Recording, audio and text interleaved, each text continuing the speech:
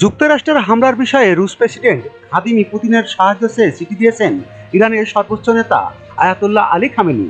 ইরানের একজন উচ্চপদস্থ কর্মকর্তা এ তথ্য জানিয়েছেন।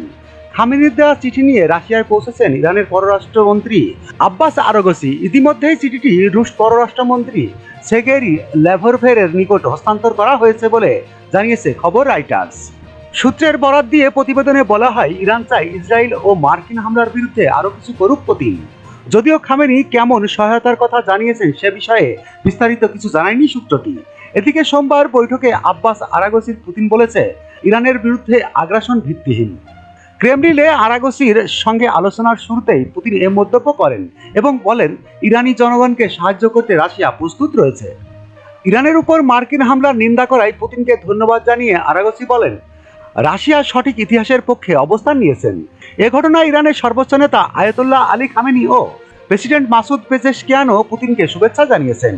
এর আগে ইরানের পারমাণবিক স্থাপনায় যুক্তরাষ্ট্রের হামলাকে আন্তর্জাতিক আইনের সুস্পষ্ট লঙ্ঘন বলে মন্তব্য করেছে রাশিয়া। রাশিয়ার পররাষ্ট্র মন্ত্রণালয় রোববার এক বিবৃতিতে এ মন্তব্য করেছেন বলে জানিয়েছেন আল জাজিরা।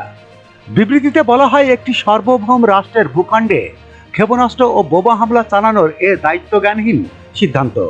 যে যুক্তিতেই দেওয়া হোক না কেন, আন্তর্জাতিক আইন, জাতিসংঘ সনদ ও জাতিসংঘ নিরাপত্তা পরিষদের প্রস্তাবগুলো সুস্পষ্ট লঙ্ঘন এ হামলা।